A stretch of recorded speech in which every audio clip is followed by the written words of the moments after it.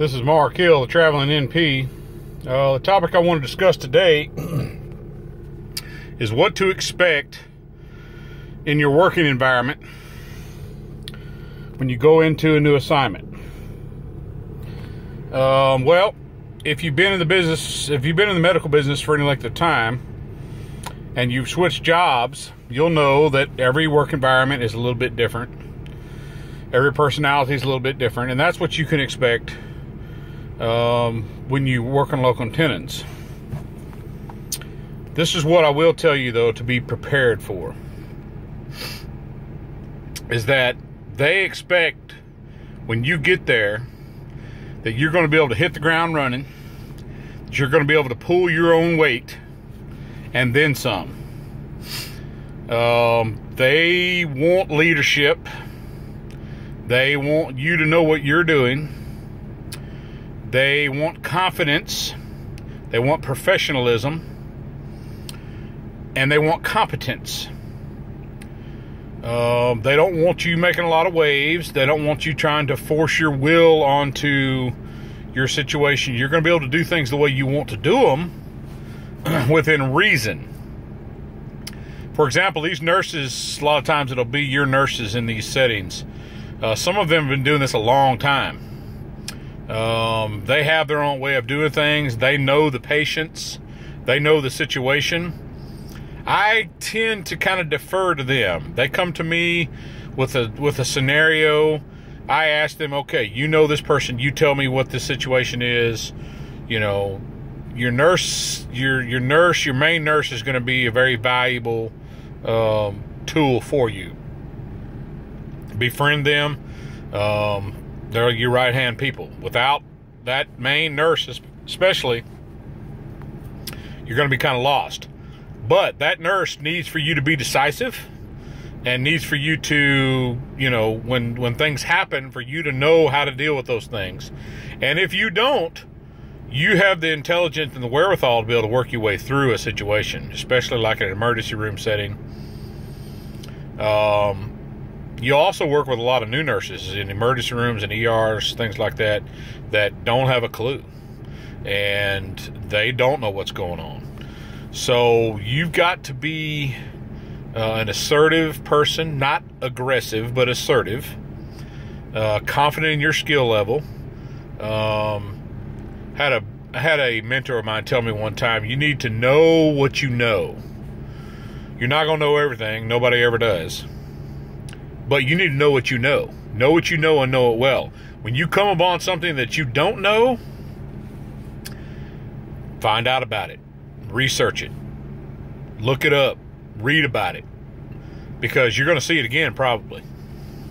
What I try to do when I go into a new setting is I create allies with people. I keep the conversation light. I keep it professional.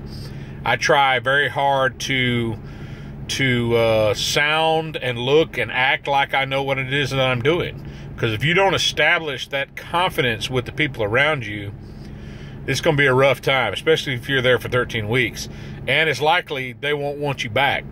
You've got to go into the situation knowing that you are the man, you are the person, you are the talent, and in a pleasant, professional way, take charge of the situation.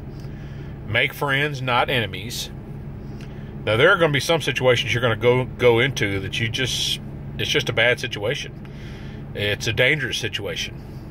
And if it is, then you've got to make arrangements, concessions for that. Also, I've heard of situations where providers have gone into a situation that's been very dangerous, and they had to contact their recruiters or whatever and be pulled out of that situation.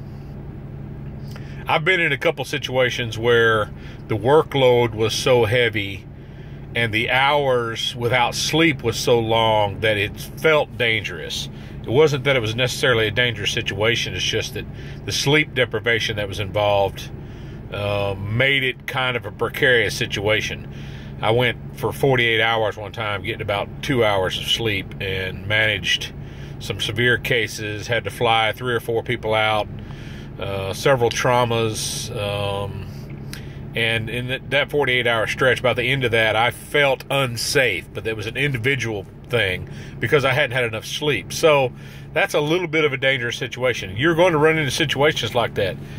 If you can't handle sleep deprivation, you don't want to go into the critical access field, critical access hospital field as an ER provider, because there are going to be times when you will not sleep for long stretches, and you'll have to manage pretty significant and pretty complicated cases, stabilization and transfers. You know, you'll have DKAs that are unstable. Just last week I handled an anaphylactic reaction that came in, and a DKA, one right behind the other within 24 hours. And that weekend I had a massive car wreck with numerous traumatic injuries with a subarachnoid bleed, and I ended up putting about 75 staples in this guy just to pull all his wounds together before I transferred him out because he was bleeding so badly. He had a severe scalp laceration that was kind of a crescent shaped, and he was bleeding so badly from that laceration that I had to pull that together to stop the bleeding. And this was a 80-something-year-old man. He ended up doing fine, but between all his, so you got to deal with stuff like that. So your working conditions are going to be good, not so good, and sometimes bad.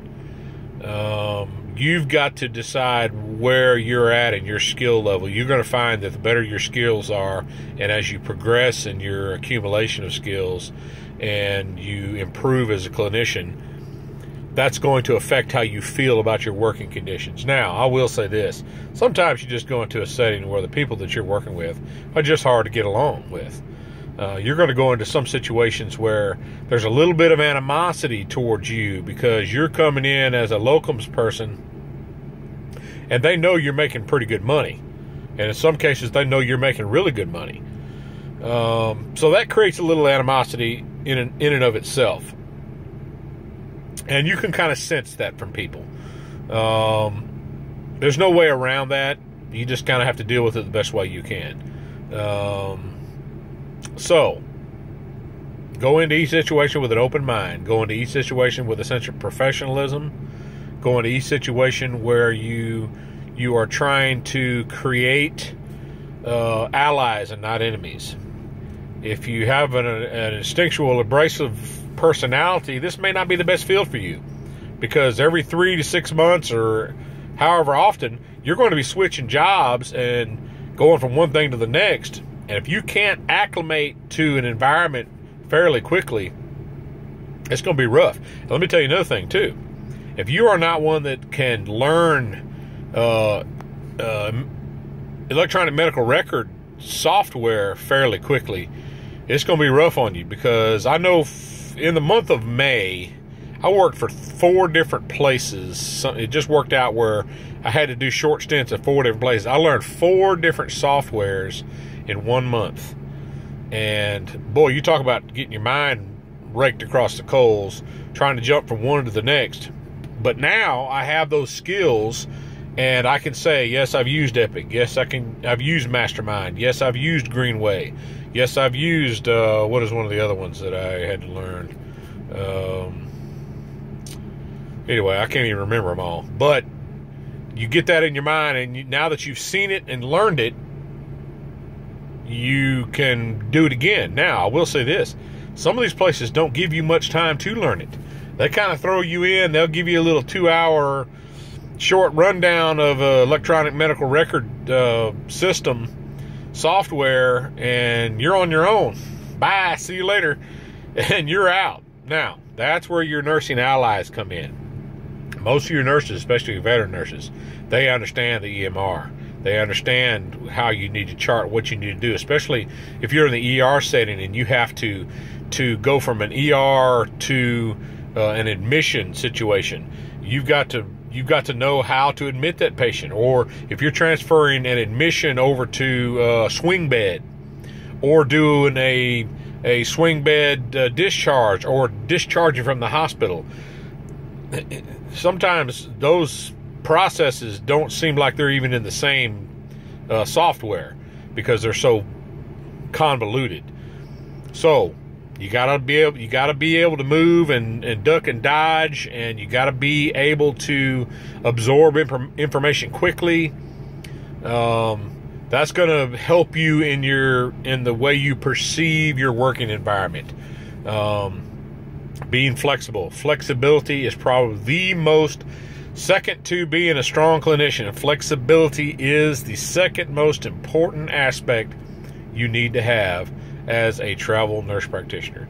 Be flexible. If you are not flexible, and you are very rigid, and you are very set in your ways about how you think things have to be done, this may not be the best thing for you. Flexibility. Now, flexibility can be learned, but it's a hard learn. So, my advice, learn flexibility, bone up on your skills, get prepared to deal with whatever situation you come across. This is Mark Hill, the Traveling NP. Until next time, have a great day.